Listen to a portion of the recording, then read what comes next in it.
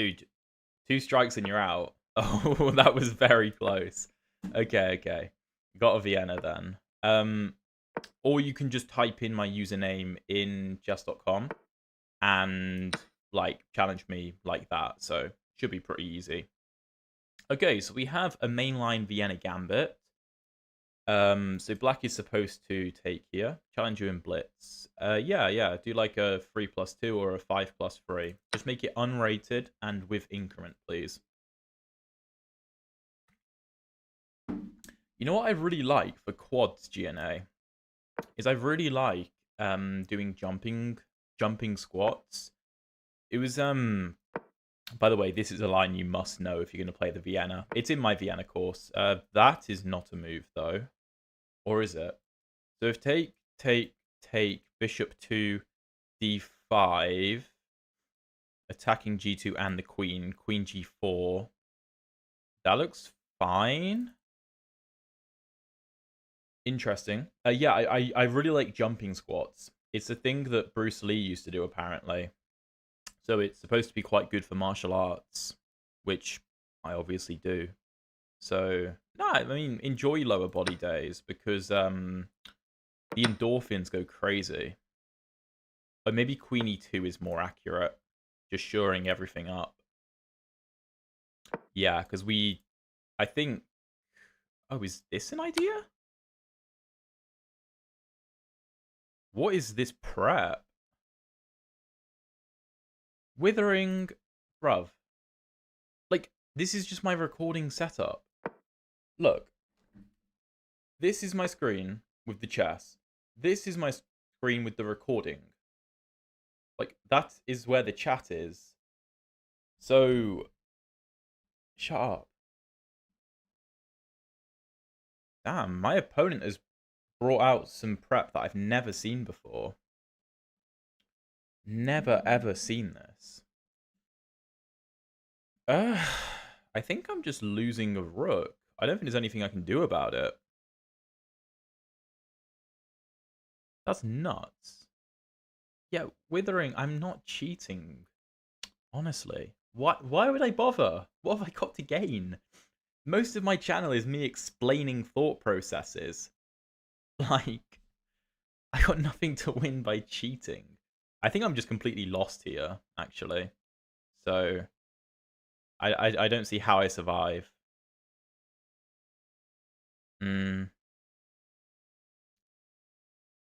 Yeah, no, I'm lost.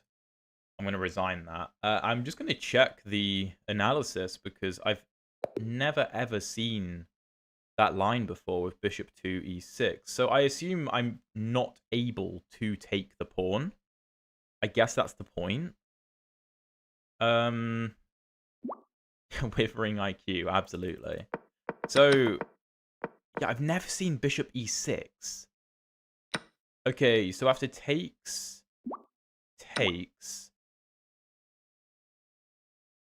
I'm supposed to throw this in first, then take, and after bishop d5, queen e2. Oh, I have to find king d1. I have to find king d1. What is that? Yeah, that is a really, really good trap.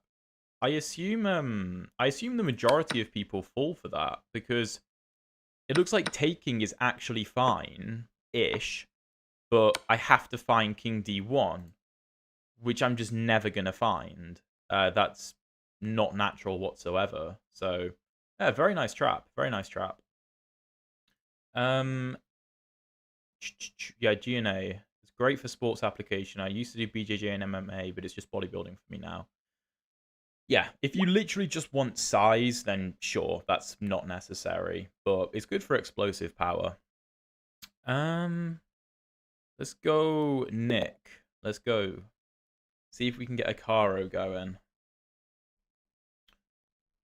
Come on, people. Let's go. There we go. All right, C6. If anybody is joining, hi, by the way. Make yourself known in chat. So, you know, have a bit of a conversation. Okay, so this is a very typical line of the advanced Caro-Kann, and I've got loads of videos on my channel in this exact line.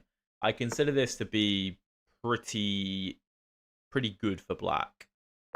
I had a coach once that told me to do whatever I had to do to win. Maybe I misunderstood him. What do you mean? I I don't know what that means, mate. I don't think Queen B6 is actually the move. I think this is the best idea. Yo, private. I've never seen you in the chat before. Never seen you in the chat before.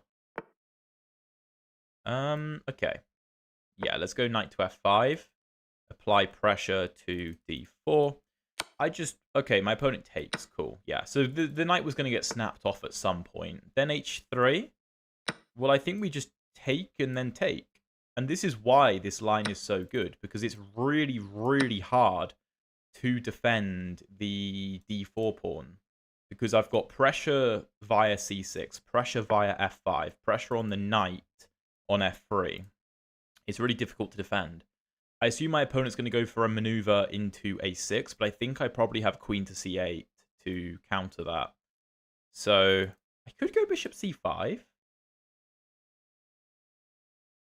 and keep my knight in the center. Although I think I'd be concerned about bishop to e3 there with a pin on my bishop, because like queen b6 I lose because of knight to a4. So let's just drop the knight back. Also restricts the movement of this bishop, which is useful, and the pawns are maybe mobile in the future. For the time being, though, we need to not lose the c6 pawn, and we need to get ourselves castled ASAP. Bro Alex, very secret trap by GM, very common variation. Yeah, I think I will probably use that myself. I genuinely probably will, if I, if I do that. How in the earth you reach 2,100? I'm stuck at 1,800. One of the best things I've realized recently that has really helped me increase my online elo is that, okay, this may sound a bit silly, but hear me out, is win drawn positions and draw losing positions, right? Now, obviously, that seems... I mean, it seems obvious, right? It seems obvious. But I know that personally, I don't know if you guys experience this, but a lot of the time, let's say I get out of the opening and I'm a pawn down, or I'm positionally being squeezed massively, and I'm like, okay, well, I'm just worse by a country mile here, and I can't be bothered to defend this properly, right? I don't know if you guys experienced that, but I certainly do, or did. And then I'm realizing, wait, how many times have I had a position, me myself, that I know is completely winning or ought to be pretty winning, and I'm going on to draw or lose those games? And I was like, wait, hang on a second. Why can't I just be the guy that is swindling me, right? Why can't I just swindle? Like, it's not scummy or anything to like get a draw from a lost position. It takes skill to do so. Also, the knight on d4 looks fantastic.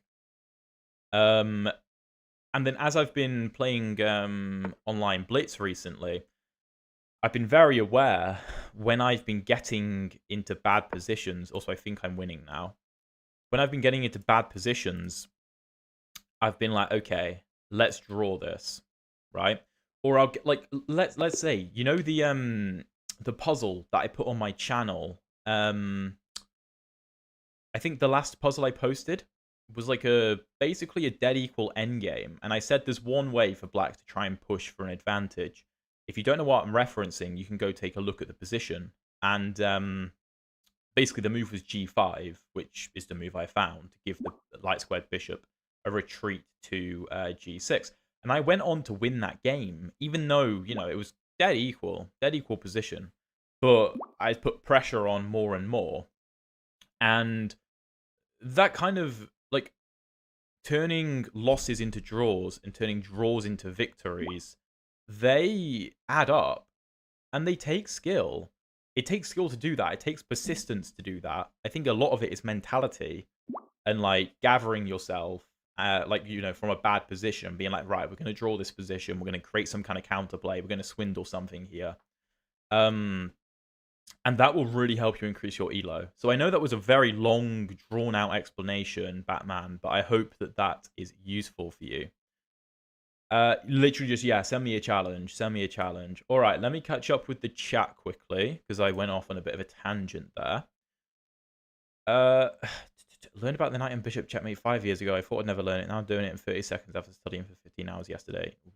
You studied knight and bishop checkmate for 15 hours. That's very impressive. Yo, Rima Edits. I think you're new on the channel. How's it going? And with regards to who's next in line, no in particular. Just send me a challenge. Yeah. I bet people would win those games more if they studied endgame like they do openings. Yes. And I know that I ought to be studying endgames far more than I do. I really can't be bothered. But a lot of it is just like putting mental pressure by pushing into attack. No, I don't mean that so much.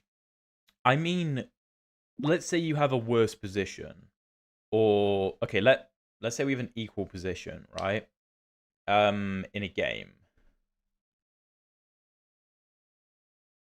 and you're like, okay, I'm going to try to win this game, right? Then you have to just try to make minor improvements and just ask questions consistently to your opponent and wait for them to slip up. And they might not. And it's the same if you got a lost position and you're trying to fight back. You might be like, okay, I know I'm lost here, but I'm going to keep trying. I'm going to keep pushing for the win or for a draw. And, you know, if they play correctly, I'm probably screwed. But, like, I might as well try.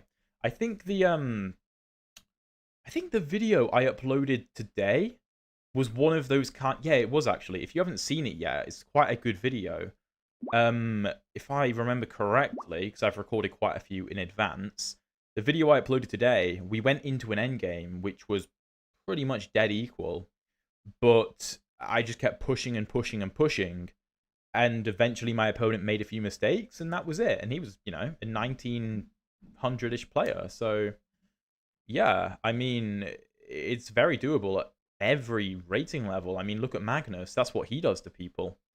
Okay, I know I've been going off on some massive rants. Gary Pawns, I think we've played before. Good to see you in the stream again.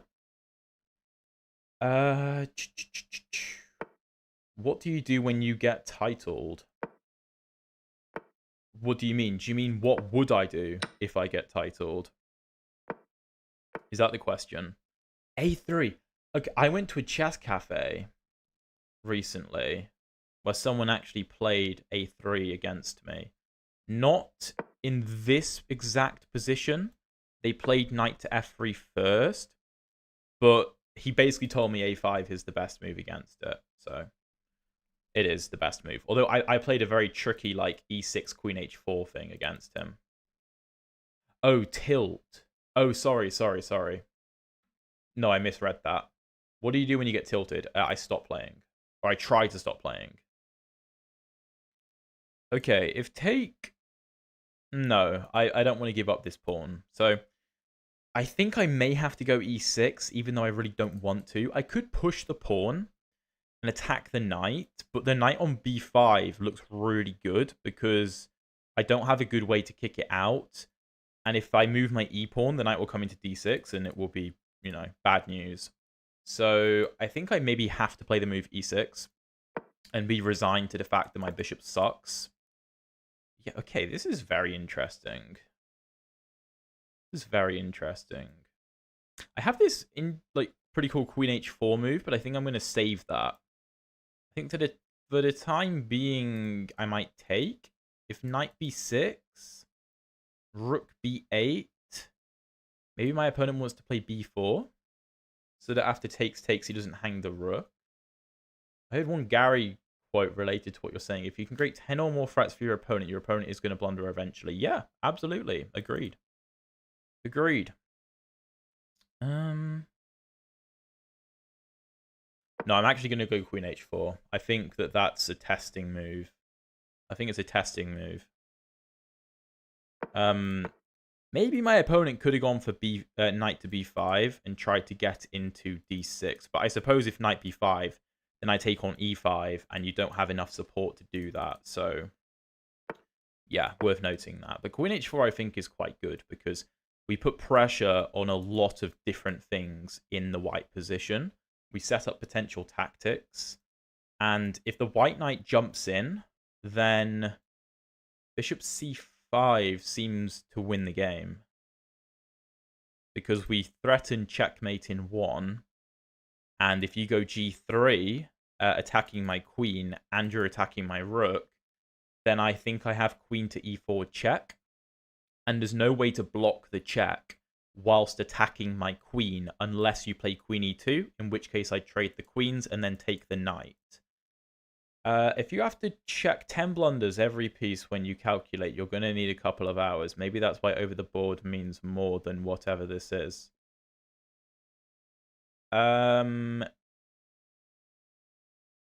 You've worded that a bit strangely, but I get what you're saying. Yeah, I mean, you just have more time in over the board chess to consider more variables, and you're therefore going to play better.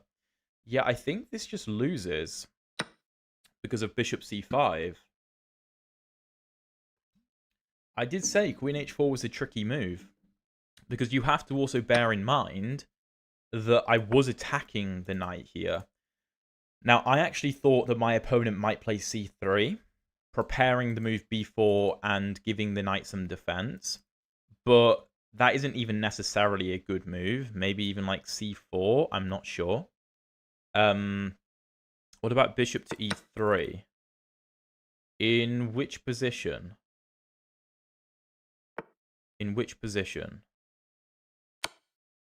In this position? Well, here it doesn't work because I'll take the knight. Well, probably I'll take the knight.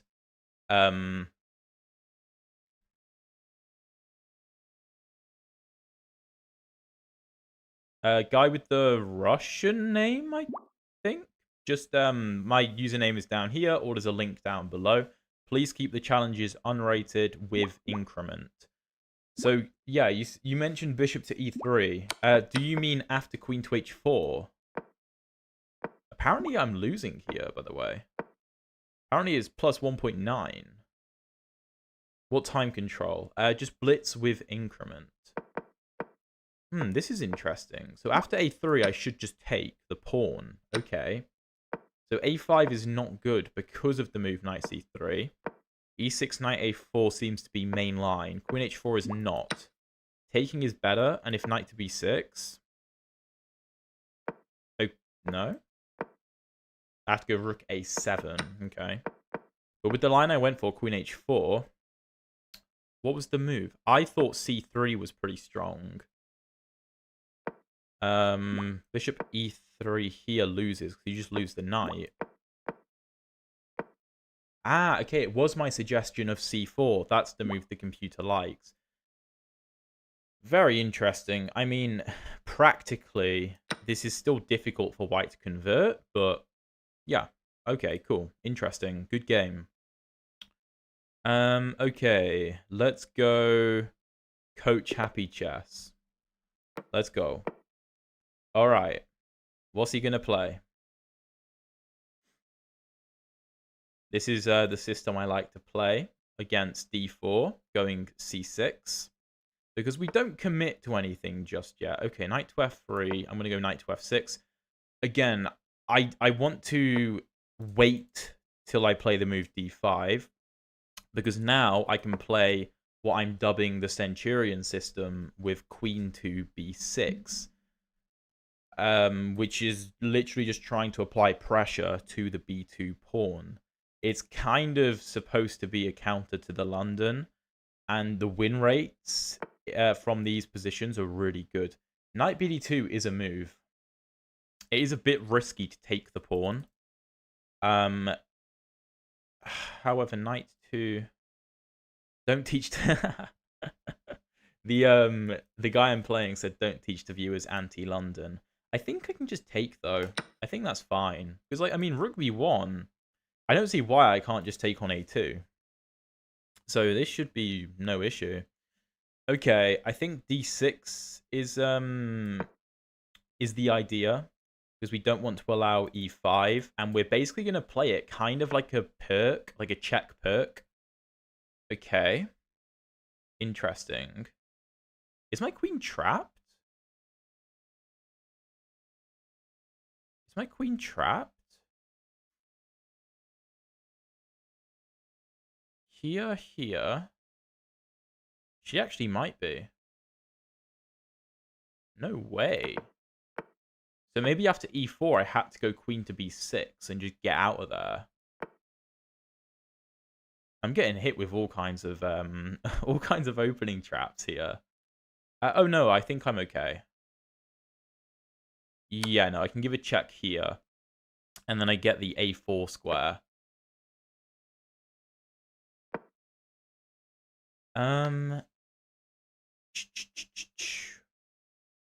Withering, I'm not cheating, but okay, cool. Whatever. If someone in that elo plays c5 stockfish move, I would have reported without any hesitation, lol.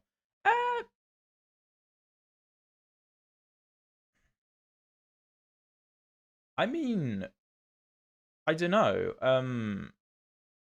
It's findable. It's findable.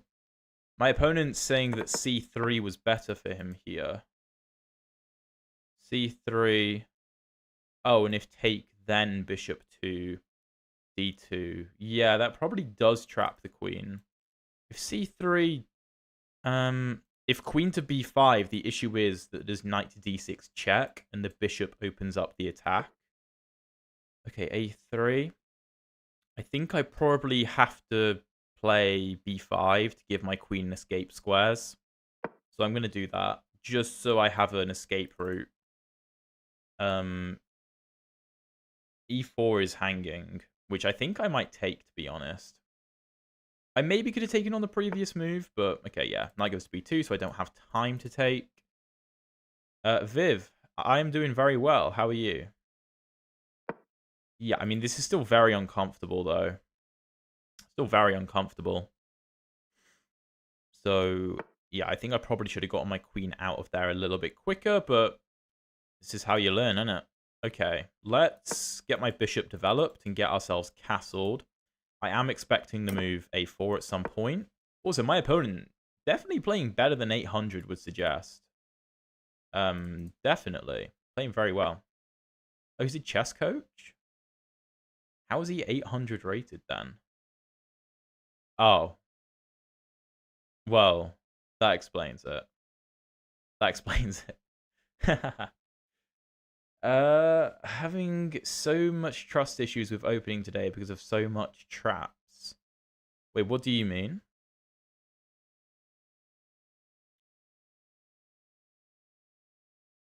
Yeah, let's drop the queen back. Yeah, I assume it probably is a speedrun account. I wonder what his actual elo is. Because he seems like a good player. Seems like a good player. Oh, okay, he's a 2200. That makes far more sense. Okay, yes, that does make sense now. But this position is okay. I mean, we're lacking a bit in development, absolutely. But we're up a pawn. And we can secure the position with moves like a6. I think I want to play bishop to g4. We're relatively solid.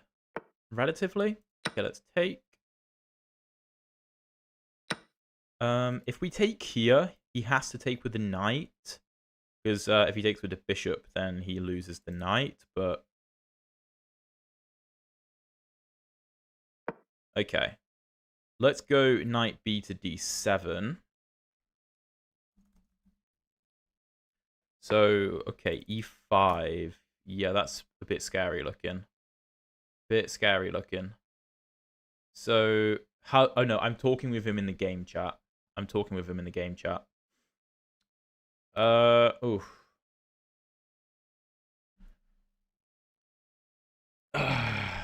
This is actually a little bit concerning because if my opponent takes here, I'm not going to be able to take back because my queen will hang. I missed that.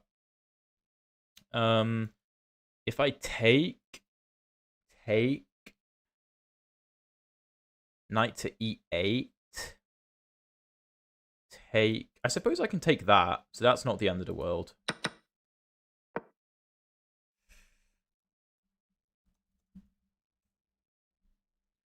I expect to move like e6 probably. No? Okay. I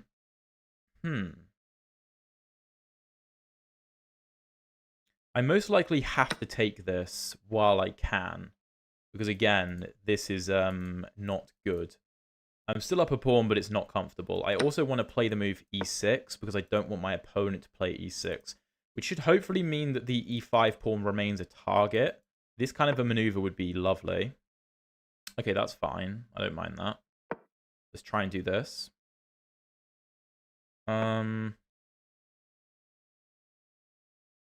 Okay. Not a move I expected. Alright, see you later, Batman. That's a very interesting opening trap. I may use that. White's better, equal, or not? Sorry, what do you mean? Yeah, let's take that. Yeah, let's put the knight there. So we're kind of... Is white better or equal? I mean, it's difficult to say. I think there's a very good chance that white is better. But it's difficult to prove if he is. Okay, let's go queen d7. And probably just bring the rook to b8.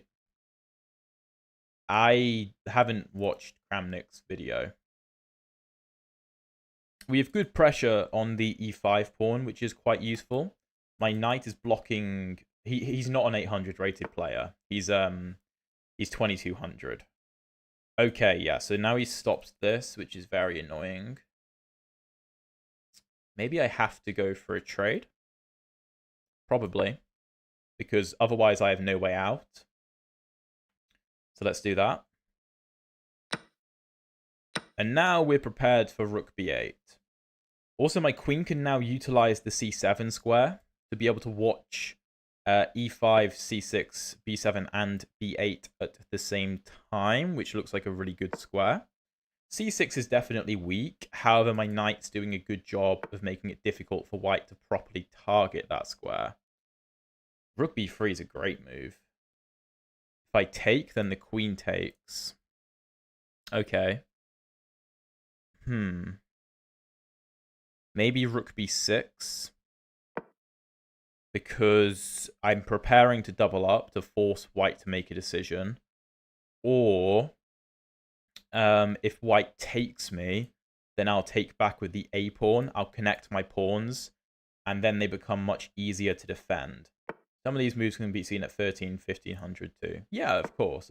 But the way my opponent's played the whole game has been very high level. So, it's... I'd be very surprised if a 1500 could play the whole game at this sort of level. My opponent may be trying to trade down into a queen endgame that he believes he can draw. I might take with the queen. As counterintuitive as that seems. I have to be careful about taking the queen at certain moments because I can always be hit with checks on the back rank. But so, like, for example, if rook takes, I can't take the queen because rook b8, king g7, and takes back, and I'm down a rook. So I do have to be a little bit careful. Opponents offered a draw. Well, if you guys heard my whole spiel before about trying to win drawn positions, obviously if anyone can win this, it's most likely me because, I mean, I'm up. Whoa, really?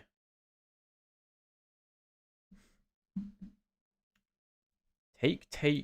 rook b3, rook c6, rook rook f3. That looks really good. I may be able to win a second pawn. And if I can do that, then it's a good move. Take, take, take. Then I lose the a pawn. I don't really want to do that. Game on, he says. Yeah, I'm going to try and win this, but it's going to be very difficult. That's a really good move. Really good move. Take, take.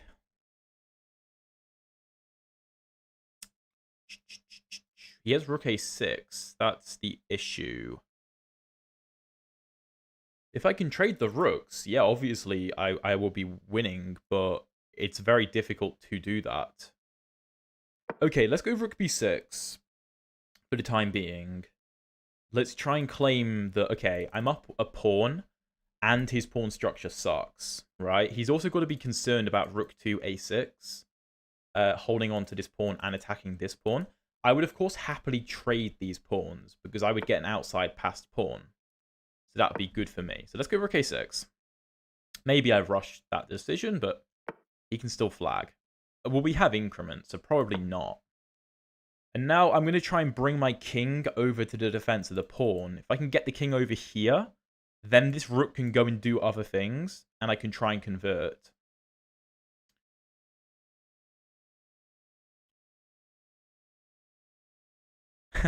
My opponent said he's just been studying rook endgames in a book, so let's see if we can make that experience worthless then. Does rating actually matter to determine skill if you're titled? Yeah, why not? Why wouldn't it? Okay, let's go h6. We don't want to let him in on the dark squares. I assume he's going to try and do this. Yeah, okay, there we go. Here. I can push, actually. f4. Take. Take is a little bit concerning, actually. Don't love it. I could go f5 and go for this. Sorry, you said tilted. I apologize. I keep misreading that word. Being tilted obviously makes you worse at the calculation, though. Yeah, definitely. Don't want to do that. I really don't.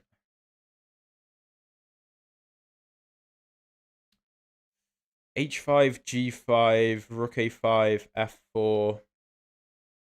No, that doesn't look good.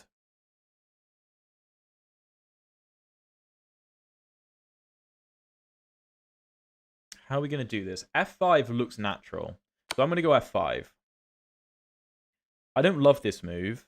However, my thought process is, if my opponent takes en passant, then the pawns are isolated, meaning maybe I can try and push for a win. Let's kick his king out. And if what was I going to say? Bring the rook to b6. Oh, what was I going to say?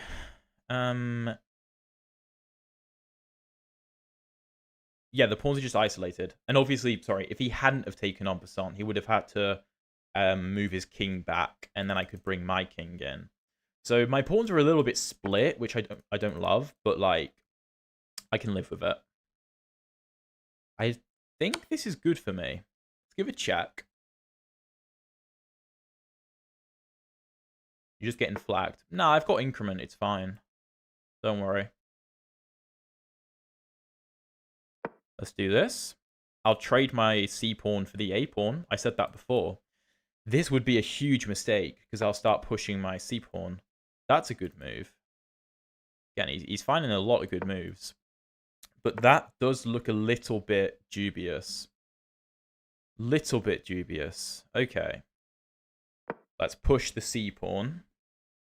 This is very difficult for him to hold on, actually. This looks crushing. This looks absolutely crushing. Still finding good moves, though. I don't really want to go for this, because then he gets rook to c7 and goes after this. So I could push.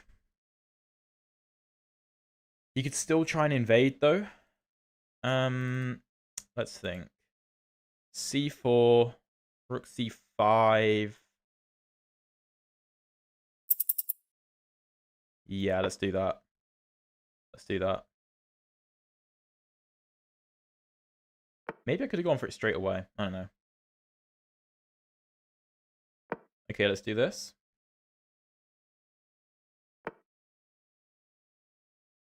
Let's do this. Okay. Yeah, he's playing some really good moves. I'm not sure I actually have a way in now.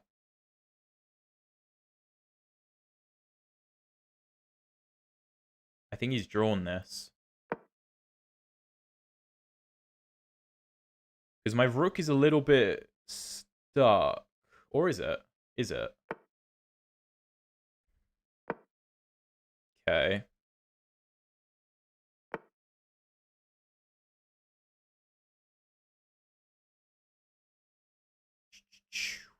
Can I? I don't think I can win this. I'm going to accept a draw. I can't win this. And with no time, I can't find a way through.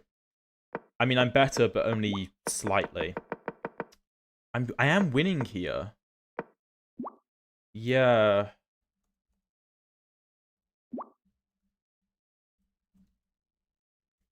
GG. GG. Yeah, I think if I had more time, maybe I could figure something out. But E5. I mean, we both had chances to win that game, so, you know. Okay, after this C4, C3. What do you mean? Here it doesn't work. The computer actually wants to take, but see, I thought, okay, well, this is not good, and the computer agrees. The thing is, I think I now have to go and bring my rook back. And if rook c6, then do it. No, okay. What's the idea then? Cut the king off? No. I could. I think the point is to bring the king this way, and the rook is gonna run out of squares with which it can defend the pawn. Which, I mean, when you look at it now, it's like, oh, okay, yeah, obviously, but like that's very difficult to see with time pressure. So yeah, very interesting game. I think a draw is a fair result there. If you're enjoying the stream so far, please drop a like and subscribe if you haven't already. I'd really appreciate it. Let's catch up with the chat. Yeah, it's not an easy winning endgame. Not easy. Yeah, GG Happy Chess. That was a very interesting game. C4, C3. I don't know where there was the opportunity for that. Pawn takes king f5. Pawn takes king f5. Where? Pawn takes what? Do you mean king f5 here? That doesn't work.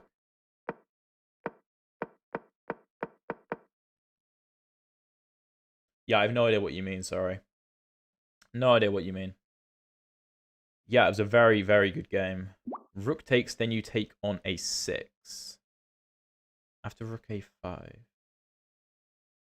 After rook a5, c3, c4. I can't do that.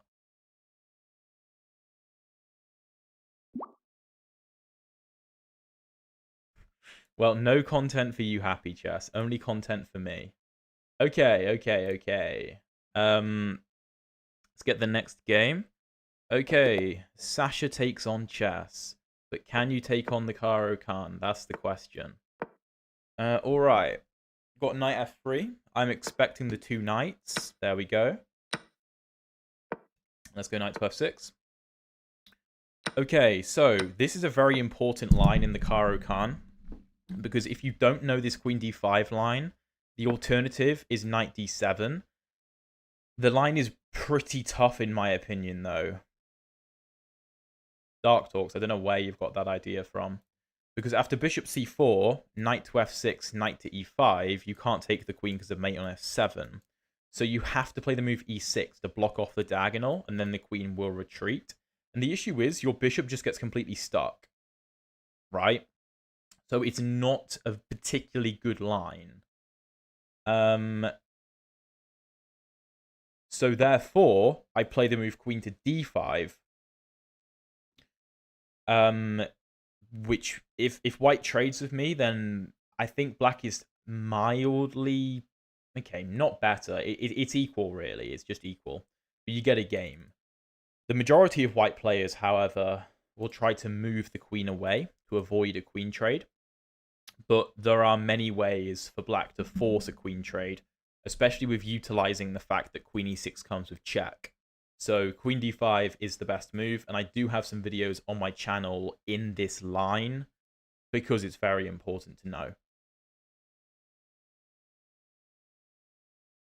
Be cool guy, what is your username on chess.com? Because you are always in the chat, so I kind of assumed that we must have played before, but queen h4, queen d6, and then queen... Sorry, you mean queen e6. Yeah. That's the main line. I don't know what the Mindana variation is. Okay, queen f4. Alright, well, we could give a check and then come to f5. But I think we could just do this instead. And offer a queen trade like this. Essentially, in this line, black looks for a queen trade, tries to secure a queen trade, and then we just play like a pretty equal endgame. Okay, so d4, so if I take the bishop will take back. Yeah, I mean, I've only been streaming about a week, be cool guy. So, yeah, no, for sure. I'll make sure to check on the next one. Okay. Well, the main idea is to fianchetto the dark squared bishop in these lines. You can just take the queen, and I might end up doing that, but I'd rather do it like this because I don't want him to develop with tempo. Okay, let's go bishop to g7. My opponent's trying to create like a concrete wall for my bishop to stare at, which is a good strategy. Yeah, Viv, it's kind of... It's like a Berlin. It's like a Berlin endgame, kind of. But I like the fact my bishop's fianchettoed in the endgame, though. I think it's quite useful. Alright. Let's go knight d7. Just develop. Yo, LP, how's it going, mate? Good to see you.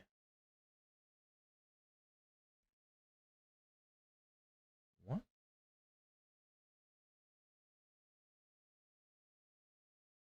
Okay, Withering. That's okay, mate. That's okay. Alright.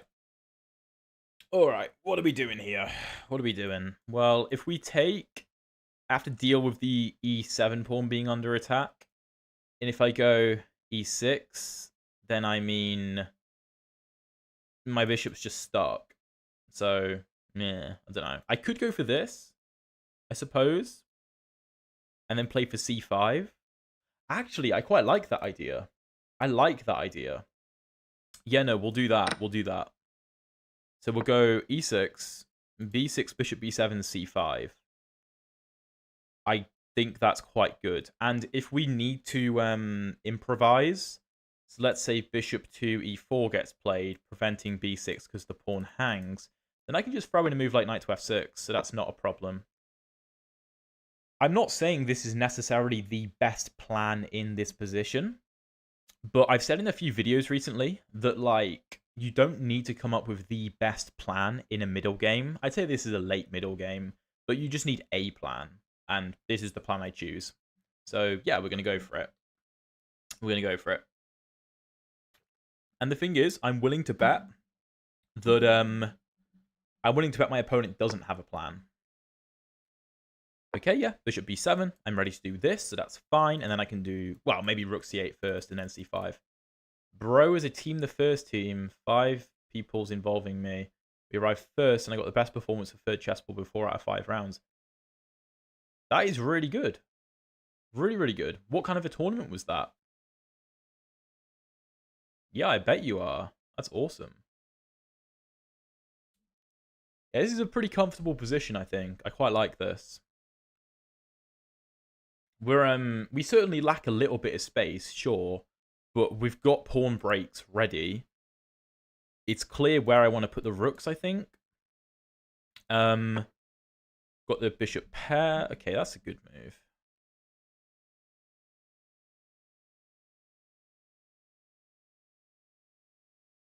That is a very good move. I am not a Chelsea fan, no. I am a Wolves fan. I think I have to take. I don't think I have a choice. However, I'm not going to take a second time. I don't want to take a second time. This bishop is so annoying. If take, rook d8. It's not great. It's not great. Because my c6 pawn is just in the way. Does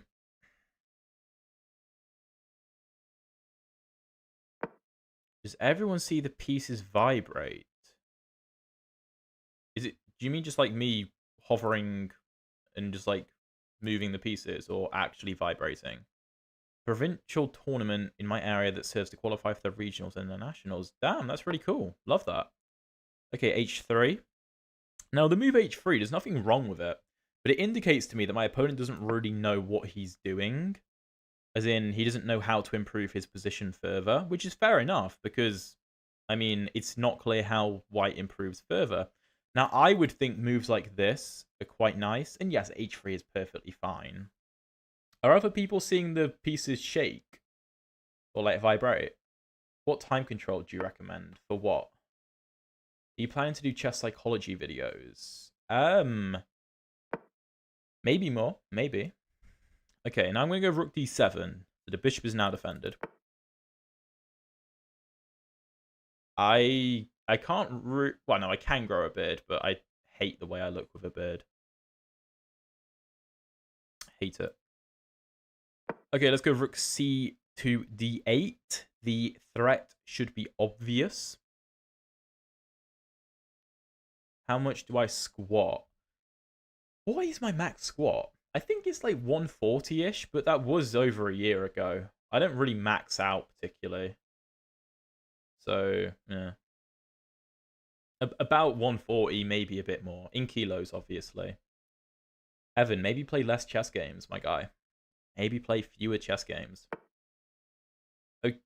Okay, yeah, okay, that is a good move, to be fair. Now, why is that a good move? Because my threat was take, not like that, and winning the rook. However, by going to bishop to f3, he not only maintains the pressure on this diagonal, but if take, then he'll take back with the rook.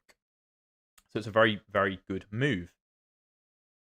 Yeah, that is a very good move. Nice, be cool guy. That is good strength. Good strength.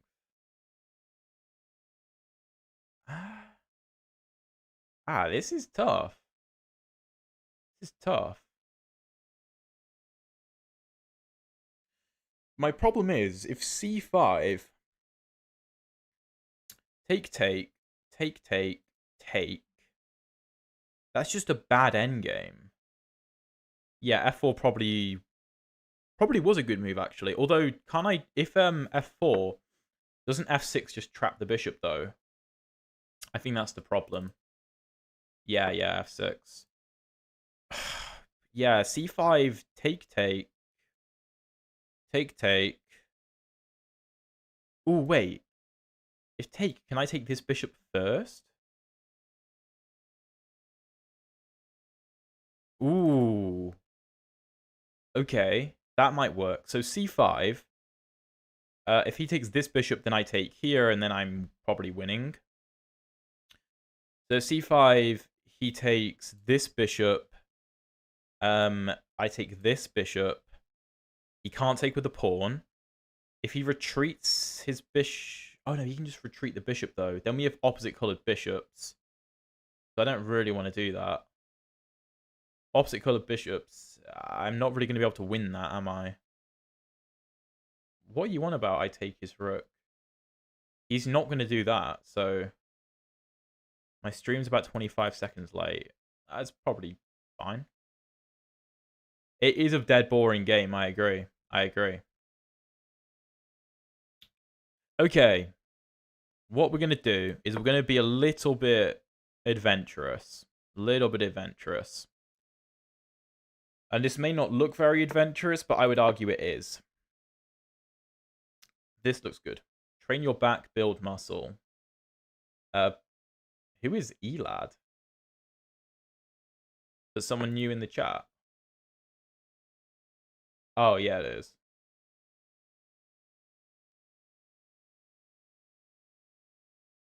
Okay, now we can go e5.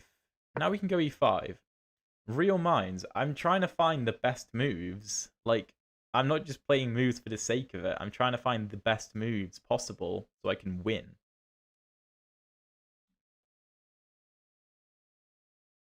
Withering, what are you on about? What are you on about?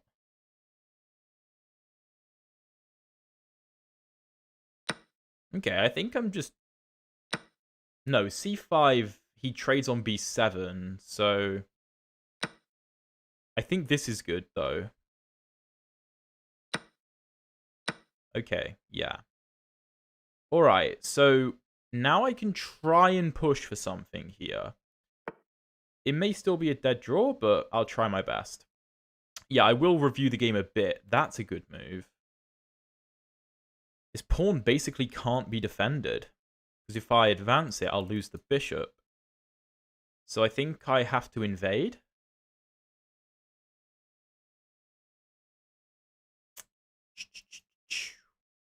Rook d2, bishop c6. Bishop c6, rook c6. Rook b2. It's not great, not great. I may go f5. I think rook d2 is the only way to fight here. I think it's the only chance I've got. Dude, pull-ups are upper back. Pull-ups are upper back. Yeah, I can't go to c7.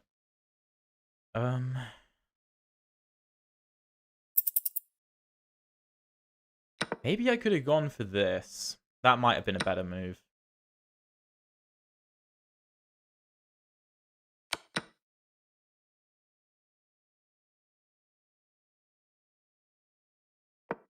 Nah, I don't know.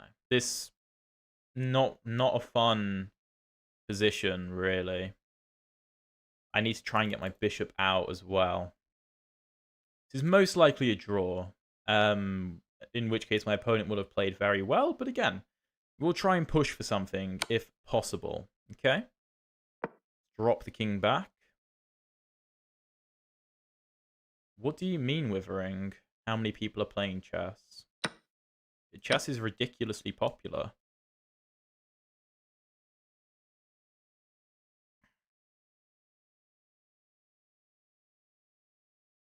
Yeah, it's like one of the fastest growing games in the world. I don't mind this position. I mean, oh, that's a really good find. I just saw that as I was blabbing on. Oh, that's just losing, isn't it? That's a really good find. Damn. Yeah. Okay.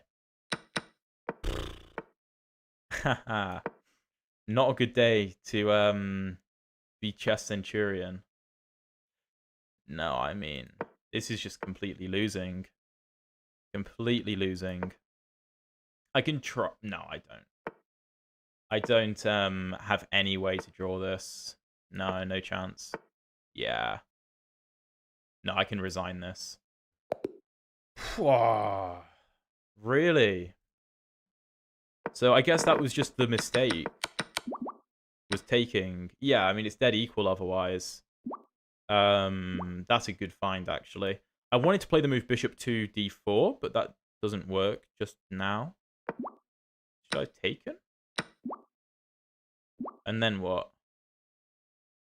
Now? No. How do I play this position?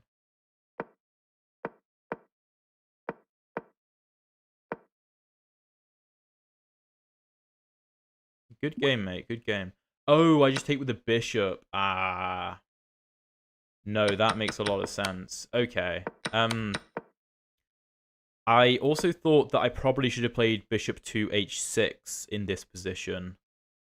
So like after the rook moves, that's a blunder apparently. Why? Ah, so I can force a rook trade, and then I'm just a clean pawn up. And I can probably try and push this for a win. Good game. Very interesting. Very interesting. Okay, damn, we've got a lot of challenges. Oof. All right. Let's go. Oh, wait, that's got no increment. Okay, we'll play it anyway, but please include increment on the challenges, guys. Please include increment. Because I suck at no increment. Okay, well, for whoever was just asking about Gambit, here you go.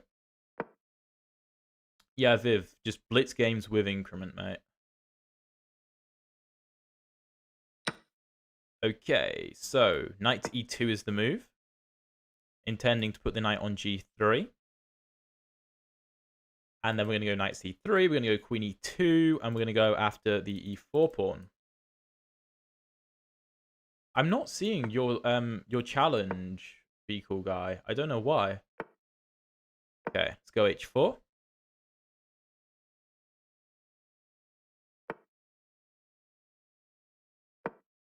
Push.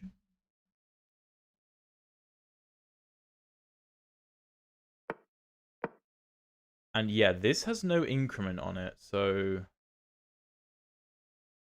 yeah, Be Cool. I am genuinely sorry. I couldn't see a challenge. So this is called the Erva attack, named after Max Erva, one of the best Dutch players a while ago. Still sending. Yeah, it's the Erva attack. It's pretty nice. Pretty nice.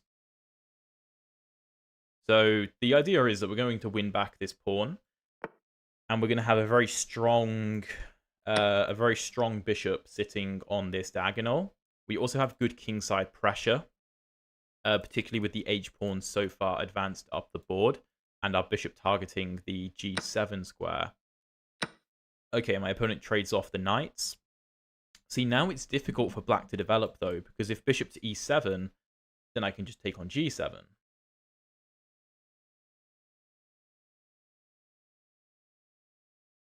And it's actually pretty difficult for black to play. I think a better move is the immediate bishop to e7 or knight to d7. He goes knight to d7 now, which is fine. I think g4? No, I think f4 then g4. And then we can play bishop g2 and we can castle queenside at some point. And we kind of just like gear our pieces towards attacking the king side. Okay, queen up. Can we get away with f5? I don't think so. g4, black just takes. That doesn't work. Is rook h4 playable? Bishop b7, rook g4. That looks way too risky. I suppose we could just go queen f3. Yeah, queen f3 looks good. This also means the bishop could potentially come out to d3, which, although it looks like a silly square because we're in front of the d-pawn, is actually pretty common. Okay, let's start with castling queenside. My opponent's going to do the same, which some people do against this system. And we're still going to attack on the king side, though. Even if there's no king there, we can still attack there. This looks really difficult for black to defend. Rook e8. It's actually 1:30 p.m. for me, Chris. But good midday. Good midday. Well, it's afternoon. Okay. Whoa, that's a big commitment. That's a really big commitment. because that was one of black's probably the best piece in the black position. Okay, so now we could take on e6 with check. If take, then take, and we win the rook. If bishop takes and the king moves, we can't take the rook because our queen is hanging, but we do have the move queen to f5, maintaining defense of the bishop, now threatening the rook. If knight takes, queen takes, let's say bishop d6, protecting the rook, and a move like f5, maybe? Maybe f5? Yeah, f5's okay. Then we're up a pawn. I feel like we should go for that. Now, it's very important that this move comes with check, otherwise we'd be completely screwed. Not only because our queen is hanging, but it'd be, pins and all that. I think this works, though. I don't think I'm missing anything. Yeah, let's put the queen here. Now I assume he'll take.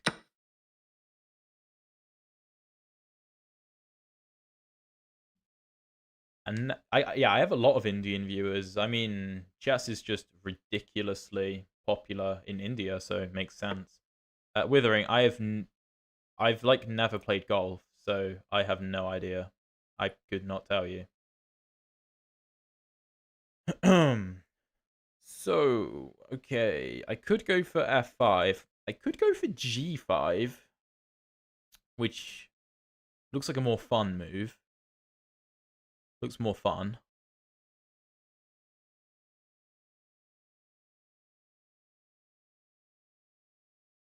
No, actually, because everything just gets traded. Something like g5, rook e8, queen g4, bishop f4, take, take, take. I gain nothing. So, no, I'm not going to go for that. I think what I'll try to do is... claim that these pawns are weak because they're on dark squares and mine are strong because they're on light squares. And then I'm going to challenge him on the e-file, and yeah, I mean, I'm a pawn up, so... Okay, that's a good move. Targeting the d-pawn. Interesting.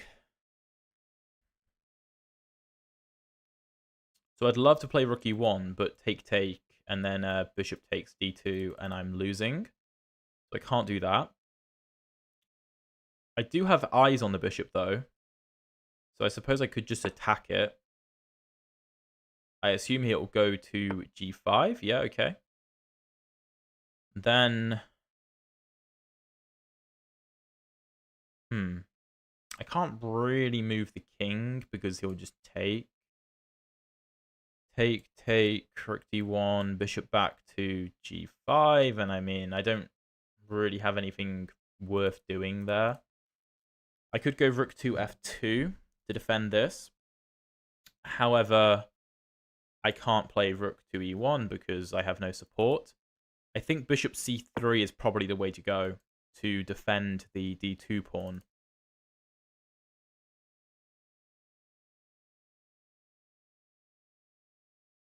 Withering, what are you on about? What are people's credit cards getting charged for? Shut up.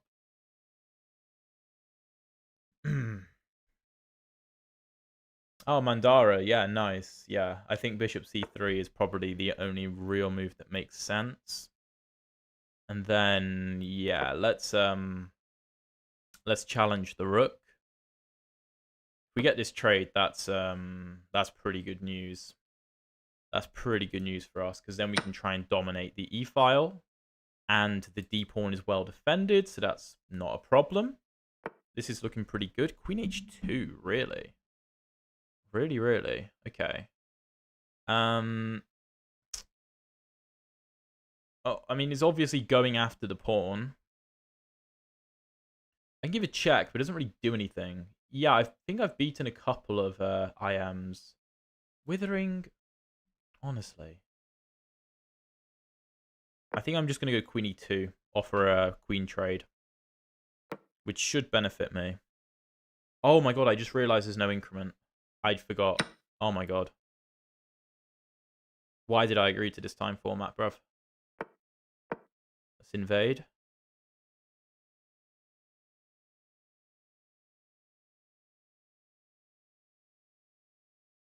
If you don't like the term invade, then sucks for you. Go A4. Move the king over. His brain is indeed withering, yes. Bring the king.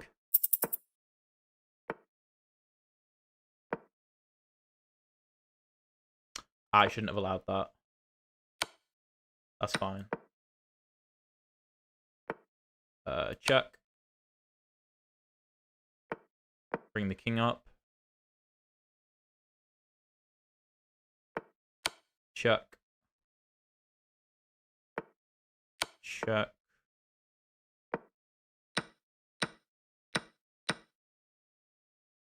This should be... Yeah, I mean, okay, we timed him out, but this should be winning anyway. Do I have any experience playing against the Briar? Yes, I play against the Briar a lot. So if you don't know what the Briar is, if I... Someone was moaning about the term invade. I think the Briar is this. Oh, no, sorry, was it... No, knight d2, knight d2. It's knight d2, and the way I like to play against this is just playing e5, bishop d6. So let's say, oh, Oleg, good game, good game. I think, is c3 a common idea? Maybe? And then, I mean, I like to go bishop d6, knight f6, maybe bishop 2 g4, so let's say this, knight d7, knight f6. That kind of setup I quite like.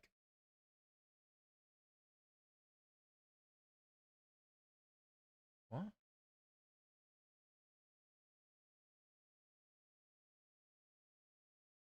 Are you talking about my hair? Oh, whatever. Usually the queens get traded. Yeah, but I don't like going into the Briar endgame. I think it's quite good for white, particularly because they'll know it. Okay, got a few requests in. Let's go Ant. Let's play Ant. All right, let's go. Why won't you play Sicilian? Because one, it doesn't suit my play style. I don't like that insane aggression.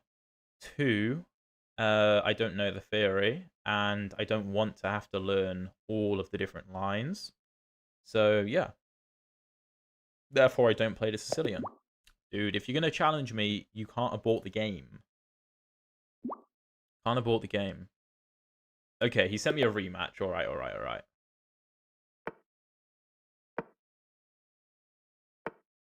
Okay, Caro-Kann. Love that. We get an exchange. Panov attack. All right, I uploaded a video where my opponent played the Panov attack a couple days ago. The video is actually doing very well. But it was very interesting because I was saying this is the main line. I have been playing e6, but I've recently been playing g6, which I quite like. Bishop d3, not the most popular move, but okay. This is apparently a variation of the Grunfeld defense, but who cares? We could take, but I don't really see what it does for us. I think the bishop's supposed to go on g4, and we can apply indirect pressure to the d4 pawn.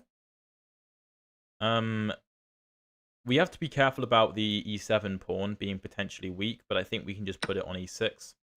Okay, my opponent takes. Interesting. Let's take back. Now, if bishop to c4, the move is normally knight to b6. You don't really want to trade on c3 because then white doesn't have an isolated d-pawn. The whole point of this opening from the black side is that we give white an isolated d-pawn and then we claim that it's weak and we try to win it. And I don't really think there's a whole lot... Okay, that's actually a very good move. Because if take... Yeah, that doesn't really work. We could take with the knight. However, at the end of the line, I think e7 hangs. So I'm just going to start with e6. I'm going to start with e6. And this is very hard to defend. If bishop to e3, which looks pretty natural, then bishop g5. Okay, yeah, that's fine, I suppose. Let's just go queen d7. Are there any mods around? I don't have any mods, to be honest. I'm not really sure how the whole live stream thing works. Can I? Oh, I can put him in timeout. Alright, let's put him in timeout. Let's go. Yeah, I figured out how to do it, guys. I put him in timeout. I don't know how to remove somebody, but okay, this is pretty good because the way that you tend to play against isolated pawn positions is you try not to let the pawn advance. The way you do that is by controlling the square in front of the pawn, and we control that. No, that's not how bishops move. With a fair few pieces. What? Yeah, I suppose I have to take. It's a good idea.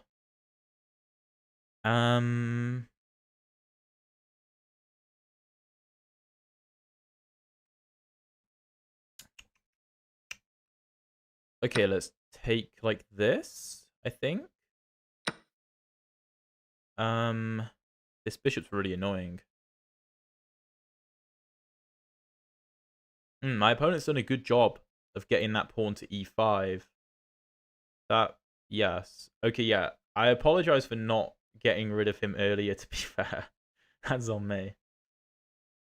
h6, bishop e3. Rook d8. That's okay. I don't mind this trade. This better for black. You think this position's better for black? I mean, maybe? But if f4 gets played, then I'm not so sure. Okay, this I now think is better for black. Because now we get rook fd8. We have knight c4 on the way. Now I think this is better for black. Because I think we have more activity. But if white had gone for a different approach with bishop to e3, then I wasn't so sure. Okay. Rook c1, rook there. Take. Queen takes. Rook takes, knight takes, rook there, rook there.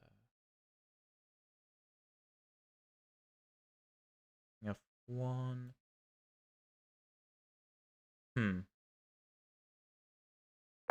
Okay, let's go rook ac8. I hope you guys could kind of make out what I was calculating there. I think I can take this. Because if knight takes, rook takes. If rook takes, then rook takes. I can take, no? Yeah. That's fine. And I think if white plays the best moves, so I think queen takes, rook takes, knight takes. Rook here, rook here. Knight c4. That looks pretty good. That is pretty good. I don't think I missed anything in that line. I'll check it after the game, of course. Maybe keeping the tension was better, but seems pretty good to me. Okay, now, what do we do? Knight c4 looks very natural. Knight to d5 doesn't really seem to do anything. So let's go knight c4. Applying pressure to several things. No, that's losing. That's losing. Because now I have knight b2, and it's basically game over. White, I think, had to go king f1 as a best try. Because the issue is the rook is undefended. I think you had to go for this, and then I think I was going to play knight e5. And if bishop e5, rook e5, then rook d1, and I'm up a pawn. But after king to e2, it's not easy. it's not easy to convert that endgame. So I may not have even taken. I mean, if king to f1 instead of b3, king f1 here, I don't know. There's other ways to try and go about it, but yeah, this is pretty good. Pretty good. Because we're just up a full piece now. But I will check after the game what the computer thought about it. But yeah, this looks pretty nice to me.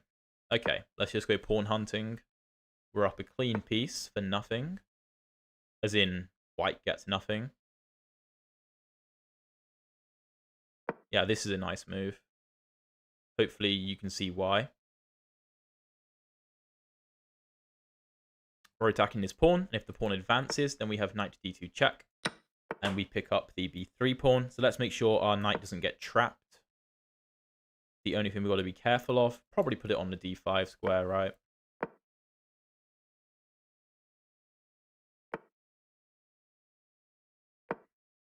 Also, the king struggles to really get involved because we're going to push. The king can't come to c7. Okay, that's a move, but wait. No, let's do this. This is better. And then there. And now what we're going to do is something that looks really cool, where I'm going to play the move b6, and my knight is going to hold down the pawns. For now, though, I don't have to do it because the king can't enter c6 or c7. Okay, I could just go win that pawn. h3 though. Let's force the king away. Let's force the king away. We're going to push the king out of the position.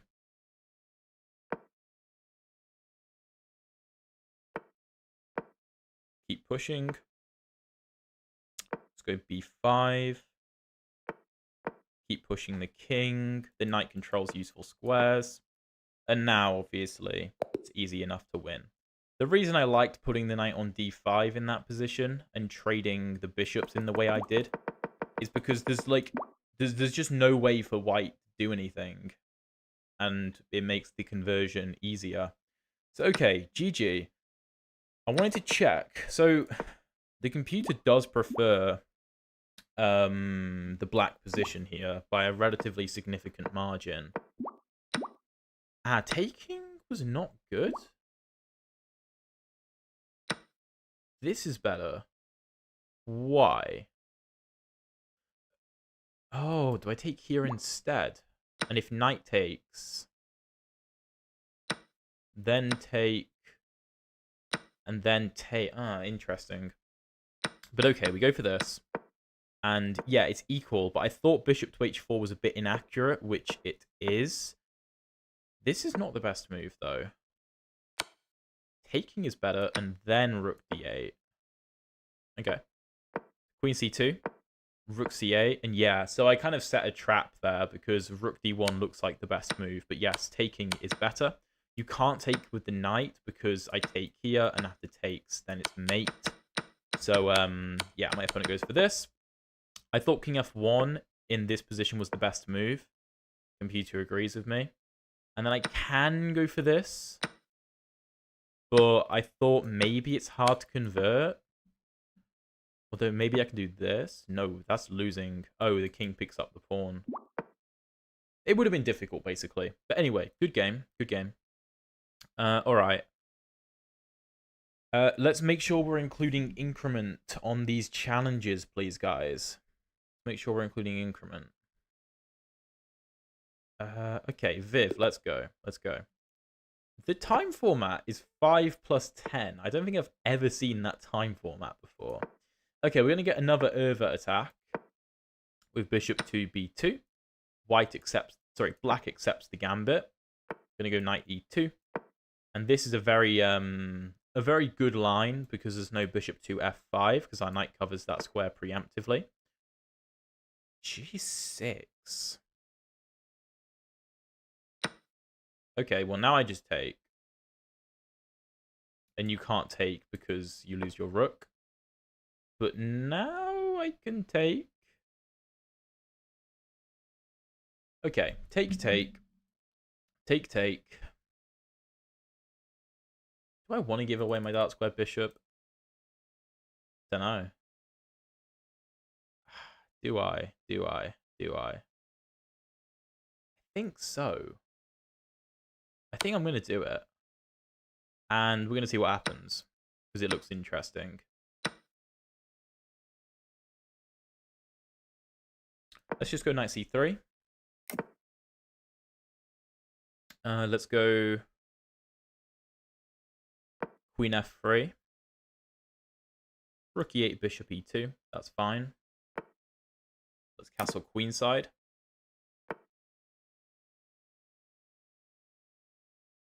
Yeah, let's move the queen over. Apply some pressure. Just general pressure. And then the plan should be pretty obvious from here. f4 is a move. h4, h5 is an idea. Let's start with h4. I'm expecting my opponent to meet me with h5. Jay Anand, are you related to the famous Vishy by any chance? I'm joking, of course, but... can we challenge you bullet? I'm not going to be doing any bullet games, no. That's interesting. Okay, let's go h5. Looks like it's probably dead equal, but I feel like I've got decent attacking chances. Because I'll open up my rook on the open file and we'll see what happens. Okay. Well, this looks a little bit scary, but...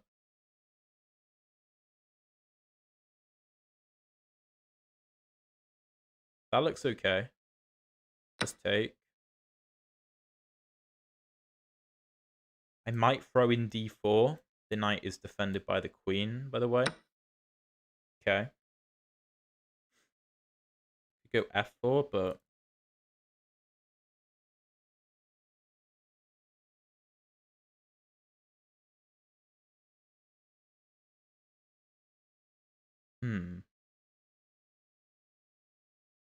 Opponent thinks h6 was better. Maybe. But I just like opening up the h-file for the rook. Okay, I'm going to go d4. Because I think the knight is strong and I want to get rid of it. Knight g4. Maybe king b2. Defending the knight and taking away the a3 square from the queen is an option. It's an option. We also maybe in the future have access to c7. Yeah, blitz is ideal, mate. Blitz is ideal. I also, of course, can come to h4 with mating threats in the future. I think it works now. It's a double attack. If g5, though, that's what I don't like. I think I'm going to start with king b2. Start with king b2. Okay. Well, there's no a5, a4, so that's good. Okay. Queen h4, g5. It doesn't look that impressive. Because, I mean, where am I putting my queen? I suppose I can put her on h5 and there's no bishop to g6. Luke, how's it going, mate? Here. I suppose I can try and go for a bishop trade, though. I think I like that. Because my bishop sucks. His bishop is one of his best pieces. Let's do this. I like this.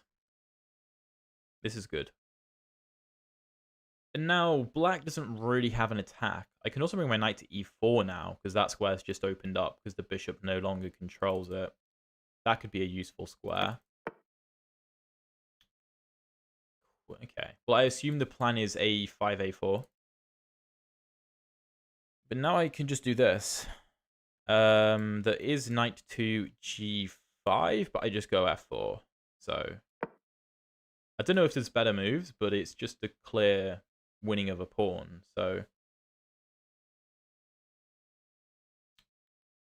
why would queen takes be better? I mean, we threaten queen to g6. But can't black just play a move like king to G7? Maybe. I think rook takes is actually better because now we have the option to lift the rook. Okay, let's take.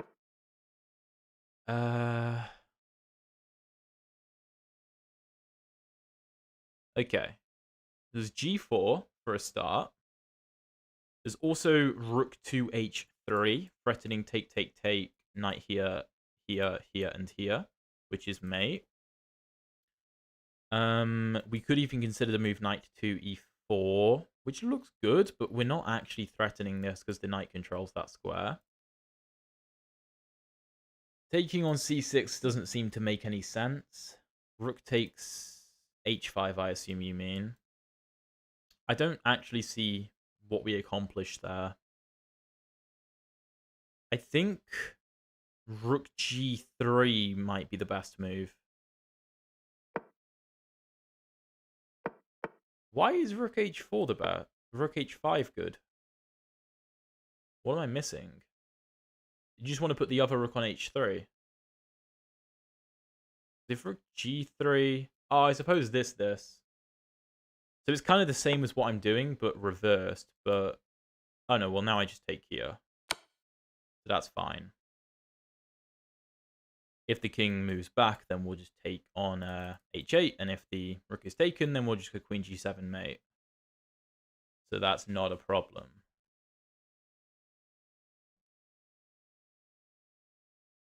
Very interesting game. Very interesting game. Okay, I've got to go relatively soon because I've got to get ready for a kickboxing session because I've got a tournament tomorrow, which I'm preparing for.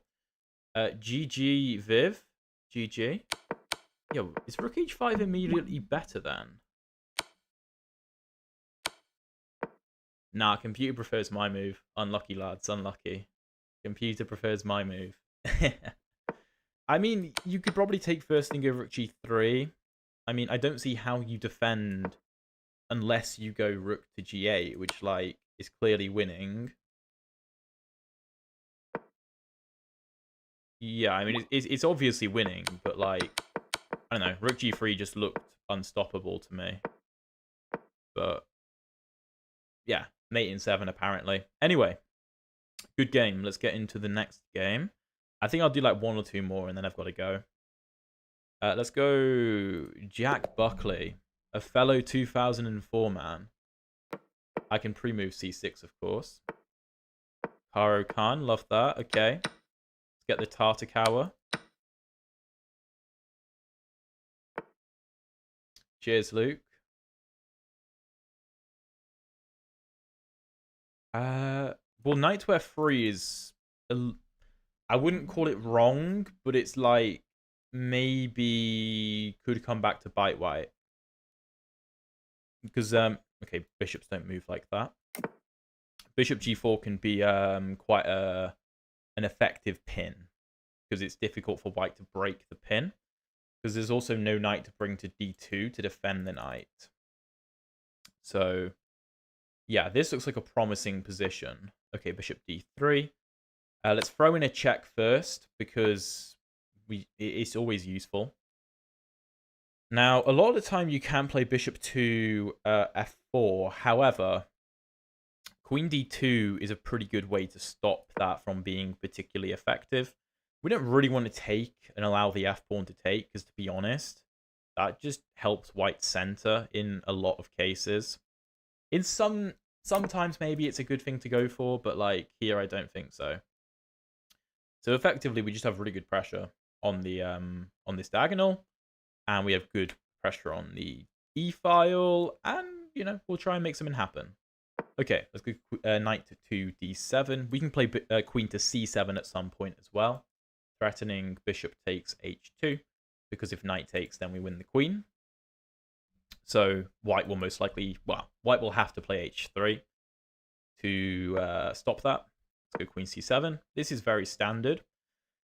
Of course, I expect my opponent to find this move. And the plan in many games from this type of position, which is very standard in the Tartakower, is to try and get the knight via g6 or e6 most of the time into the f4 square. We can most likely put our a rook on d8 as well, just so, you know, we're hitting a lot of different things on the file.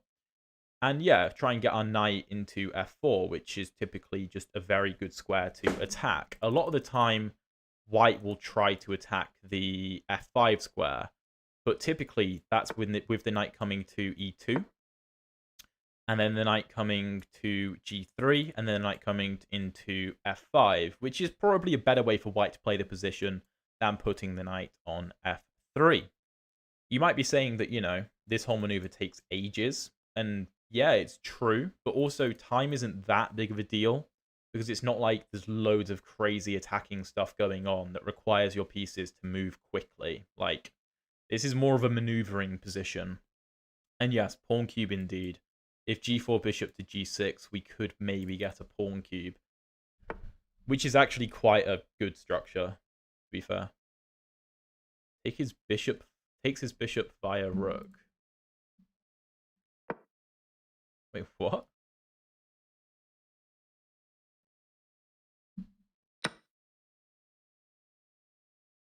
Yeah, GG for the game before, Viv. Okay, we get the pawn cube, therefore we win. There's no possible way we can lose the game now. That's just how it works, isn't it? Okay, the knight will probably come to f8. Obviously, don't put the knight on b6 and get forked. Yeah, the king can get very weak in some of these lines, but it can sometimes be difficult to prove. However, we're going to put the knight on f8. We can maybe play g5 and knight g6, which could be an idea, but we probably have to be a little bit careful about rook h1 and the h-pawn getting advanced for white. Maybe.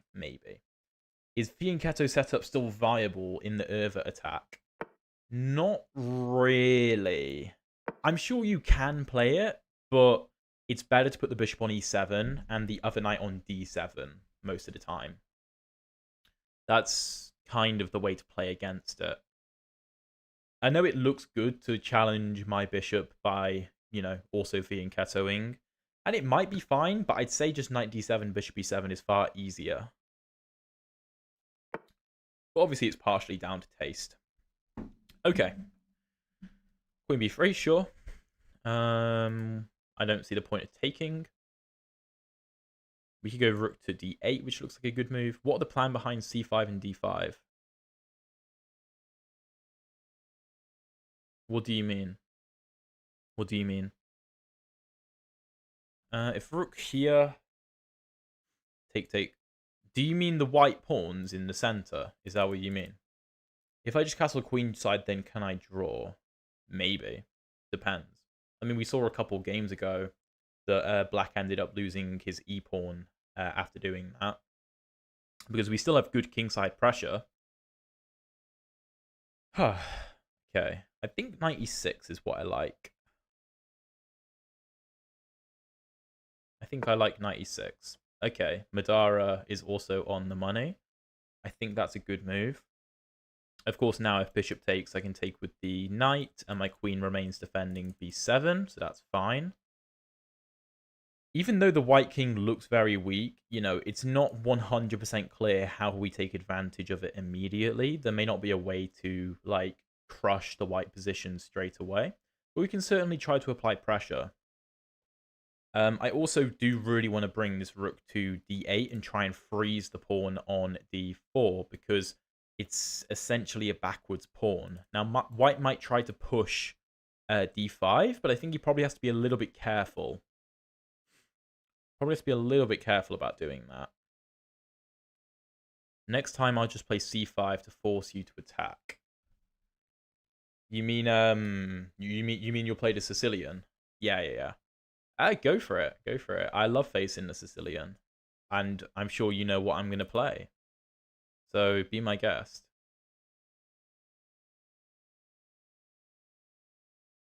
Okay, so in the Tartakower, which this is the Tartakower, of course, one of the key concepts of the Tartakower is that we have a 4-on-3 on the king side. But because... Okay, regardless of h takes g6, we have doubled f pawns, right? Which makes it relatively difficult for our 4-on-3 to count, not to mention because the kings are also on this side of the board.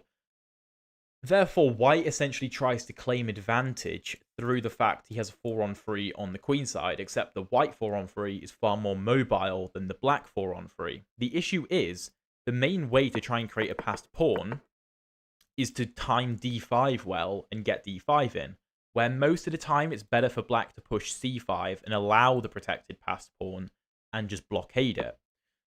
The way my opponent's done it, though, yeah, if he'd have allowed me to get more control over the d5 square, then this pawn would have been stuck on d4 and would have been a liability. So, okay. This is interesting. Well, I guess we have to take, right? We have to take. But it's not simple. Take. Yeah, that looks really strong. Let's take. Oh, can I take the move back?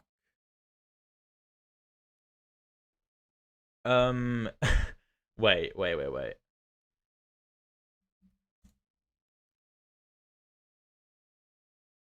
Let's just shuffle the pieces so that I'm trying to do something that doesn't affect the position. Yeah, okay, there we go. Awesome. Okay, Jack knows what's going on. Awesome. All right. Well, the issue was that now I take. Of course, my opponent tried to play rook to e3, but I think we can all see what the threat is, and it's knight to f4 check. Of course, there's a pin on the rook. However, this comes with check, which takes priority, and I'm not getting mated because I have the h7 square for the king. Very, very interesting game. I think, yeah, like this position. So, like, this position is minus 0.3, mainly because of white's overextension on the king side.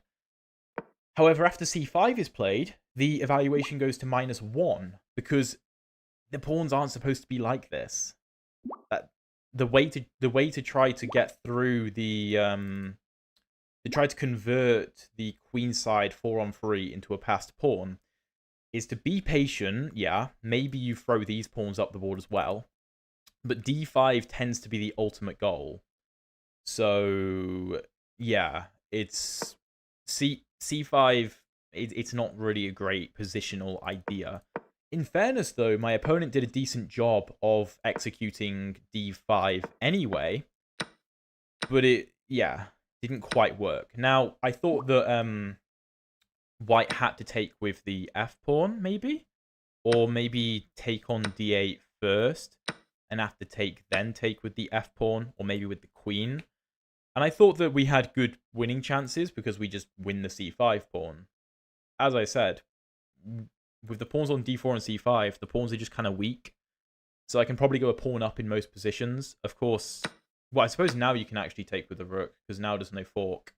But I'll just take here most likely. Although apparently that's not a great move. Do I give this check? You can't step onto this line, of course. So I could just win the h3 pawn, actually. But regardless, I'm probably going to win a pawn. And the 3-on-2 isn't that big a deal because the b pawn is so far back. And yeah, okay, interesting game. GG, Jack. I'm going to play one more game, and then I'm going to get going. So let's play Wiggins. An 05, baby, I assume. All right, another Caro-Kann. Let's see what line he goes for. Okay, the fantasy. So I like to play e6 against the fantasy. I like to avoid the main lines. And I like this bishop b4 variation, which is kind of similar to a French Winawer. Except now this is very good for me.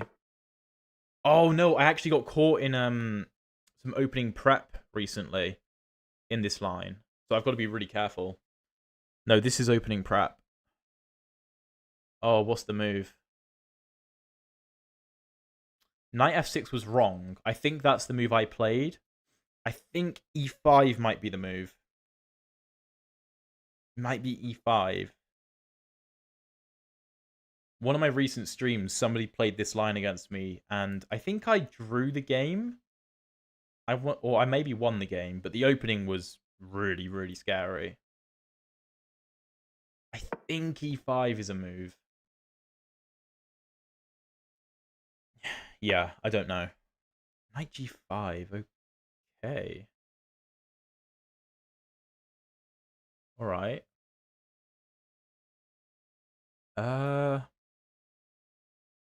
Yeah, not gonna lie, I'm on my own a bit here. I'm on my own. And my opponent clearly knows the theory, whatever it is. Is f5? F5 looks overcommittal. I'm just gonna take. I'm just gonna take. I don't want to take here and allow the queen in. That seems like I'm asking for trouble. After this, maybe that... Whoa, oh my god. This is scary. Oof. Yeah, no, this looks rough. Maybe I have to go bishop to e6. If knight h6, I'm concerned about knight takes e4, and the bishop is threatening to take the knight, which looks very unpleasant. So I think I may have to give up. What's the word? Give up a pawn to try to... this looks fine, though. This looks fine. Queen e7?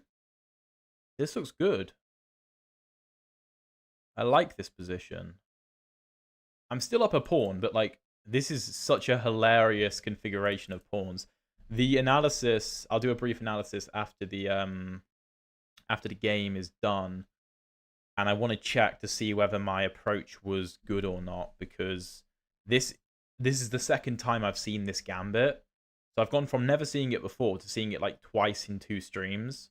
So it's probably a gambit I should try to make myself familiar with. Jadu, how's it going, mate? How's it going? Will you prefer exchange light squared bishop with white knight if white saves light square bishop? Maybe. Maybe I would go for the exchange, but, it depends. Well, taking has to be the best move, surely. Although maybe it's knight to f6? No, taking king f2, I'm actually in a little bit of trouble. That's interesting. Yeah, taking f2. I could go queen e2 check and force a trade. Take. I don't think that's amazing, though. Could go e3, threatening to win the knight. Looks a bit risky, though. Yeah, the fantasy is tough. I'm going to go knight f6. I can't figure this position out. So I'm just going to try and get myself castled. Very interesting position. Wow, okay.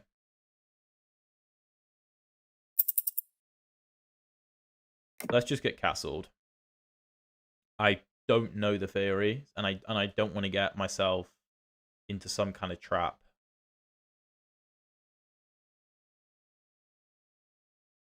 I may be able to hold on to my extra pawn, but if I don't, that's all right.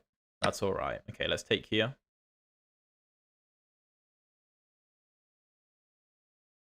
I have to be concerned about rook e1 ideas, potentially. Yeah, okay. Well, this looks fine. I mean, this pawn is a little bit concerning. Yeah, I can see that. But blocking up the d file is good. My knight is pretty much unassailable.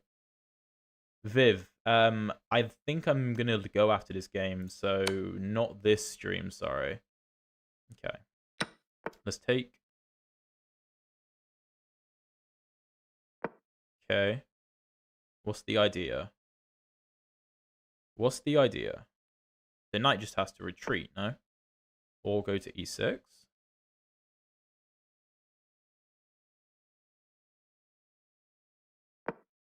Okay, let's offer a trade. Ooh, I think I missed something.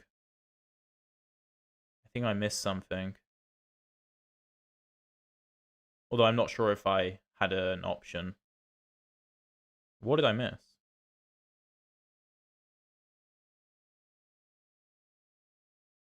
What did I miss?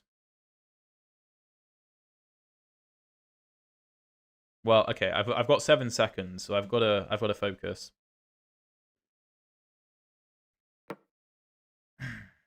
You guys may be able to see what I'm concerned about.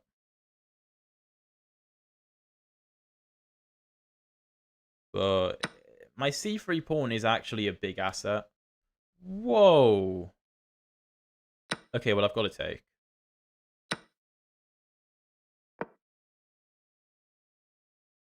Okay, this is terrifying. This is terrifying, and I've got no time either.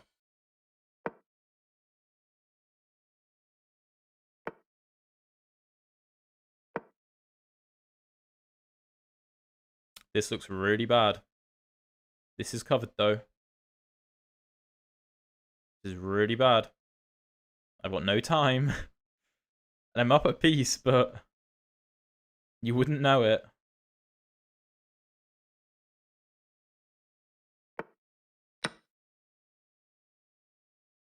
Okay, I'm up 2 pieces, but you wouldn't know it.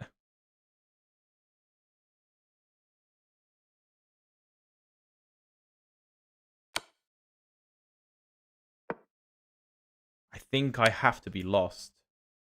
I have to be lost. But my opponent has to prove it. I do have counterplay, though. As dumb as this looks. Oh, there we go. Oh, that was scummy. That was a little bit scummy. Okay, well, my idea wasn't to win the queen there. My idea was that my opponent takes my rook, and then I hop my knight in, although that's apparently losing. Now I have to take. And if this... Oh, no, he doesn't have that. Okay. Do I have anything better? No, that's one of the best moves. GG. That was an insane game. Absolute... Okay, white's completely winning. No way that sacrifice worked. I had to take with the king? No. Oh, I had to trade. I had to trade. I can see why he recommends that line. I had queen d4 checked. When? When did I have queen d4 checked?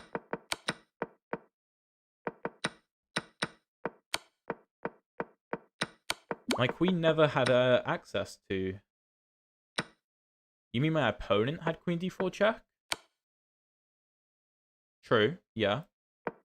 But I mean, if he wins my knight, that's not the end of the world. Because I'm up a piece still. And, you know, I can do something like this, try and defend. But okay, I want to check the opening. So, yeah, the idea of this is that you go like take queen h4, and you try and win the pawn. Yeah, okay, I see what you mean, Jay. But this knight h3 line is really scary. Okay, e5 is not the best move. Not the best move. So, wait, give me a second, guys. Ignore the text. Ignore the text. You know that that's... Oh, the text... Wait. Wait. You can only see half the board. Let me fix this. Give me a second. Whoops. I'm just going to make sure you guys can see the board as well. And then you can see the analysis. Because if you play the Caro-Kann, or if you want to have a weapon against the Caro-Kann, this is definitely a line that you ought to know. And it's something that I really need to get my head around. So I'm doing this for both of our benefits. Okay. Almost done. Awesome. Let's shift this chat. No, let me just change the transform a second. One sec. I am British, if that was the question. Yes. Okay, there we go. Perfect. Perfect. All right, so bishop c3, I assume, is the best move. Yeah. d4 is the best move. Yeah. You can't really take because queen h4. You have to go king e2 and try and play this position, which just like, you know. So knight h3. Ooh, the move is queen a5. Oh, yes. No, I remember now. I remember. Because bishop d2 does e3. So bishop b2 is the main move. Then I go knight f6. And if you take, then I'll take and I'll be happy.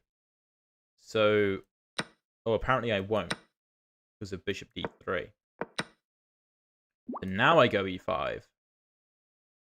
Okay, that makes sense. So I just have to go queen a5. That's what I have to do. The game, the way it went, yeah, this was pretty terrifying. Taking was the wrong move. fe4 was better, which does make sense. But okay, very interesting game. Let's switch back to the other setup. Okay, I will do this one game against Daniil Dubov. Viv, maybe. I don't know how busy I'm going to be, mate. I've got a lot going. I don't think I'm going to be playing any chess later, to be honest. Daniil, bruv. Okay, there we go. Alright, I like to play this line against the French. It's pretty fun. Pretty effective. Yeah, Viv, I mean, if I'm online and you want to play, then yeah, just drop me a challenge whenever. That's cool.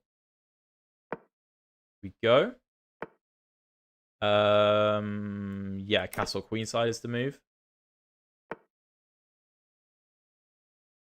Yeah, I think I should go a4 here. King b1, because otherwise bishop a3 forces a trade because the bishop would pinned to the king. This is all very standard. All very standard. And now we take.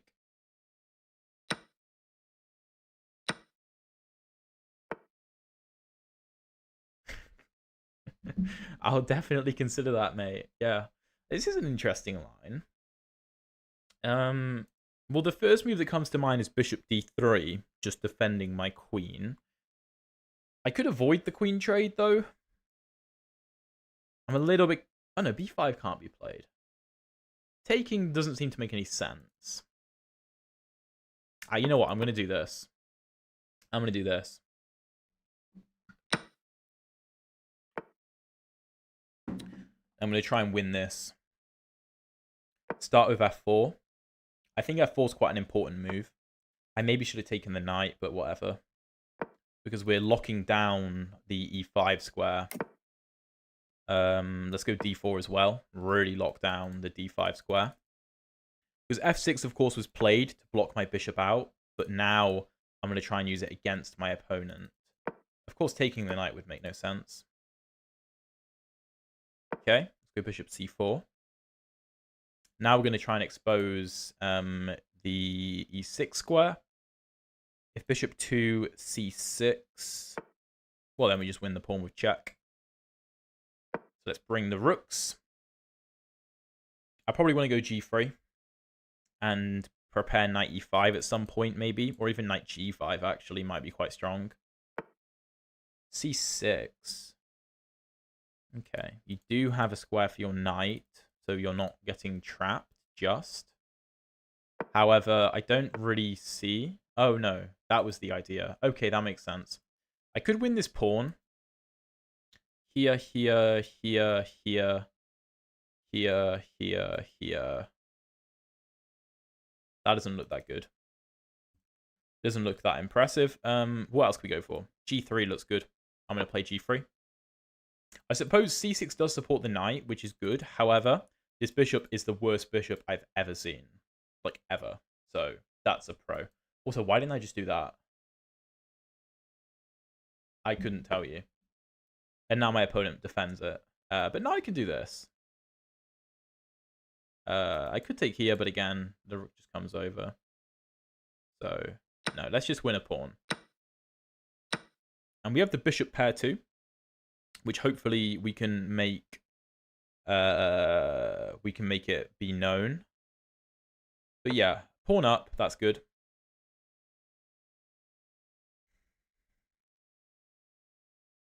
I can't go to e7.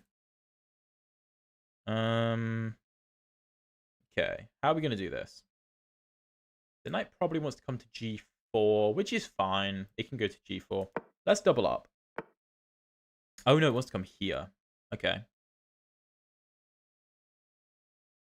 Well, let's try and kick it out. Yeah, that's what I was concerned he might play. It's a good move. It's a good move. Oh, that's annoying. That's really annoying. Good find. Hits the rook and supports knight to c3. Oh my god, my time is so low.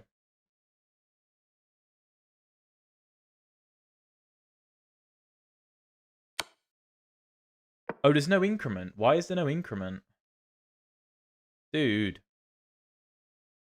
I specified with increment. What the heck? I'm going to have to be the fastest player ever. Try and convert this. Oh, that's just a bad move.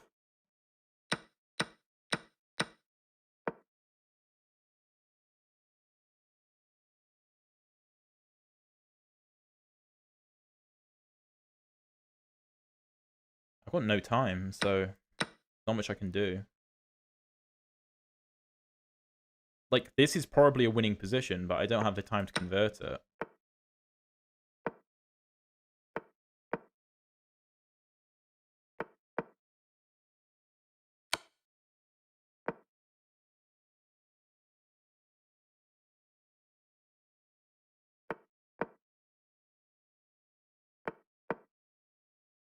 Saw that coming.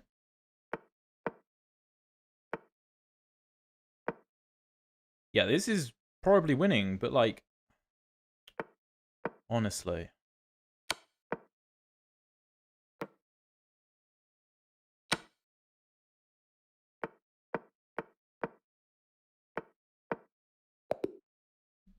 Yeah, I mean, it's completely winning, but like, bruv, you've got to include increment. Come on. Ugh. How would you stay motivated to play chess after tilt? I've got ADHD, so I have problems focusing, so I feel like cheated on by life. Would love hearing suggestions to be motivated to play. I would say have some kind of goal for when you play. As in, like, don't just play with the goal of, like, oh, I want to increase my elo. Like, no. Play with some kind of intention. Like, okay, today I'm going to try out, I don't know, like this positional opening I've been working on. Like, let's say you want to try playing the English or something, and you want to try a new play style. Play with some kind of goal in mind, I think. And also just take breaks if you get tilted, man. Just take breaks. I'm 21 years old, and I am going to get going now. So yeah, thank you everyone for watching. Loads of other great content on my channel, so check it out if you're interested. But yeah, I'll see you guys some other time.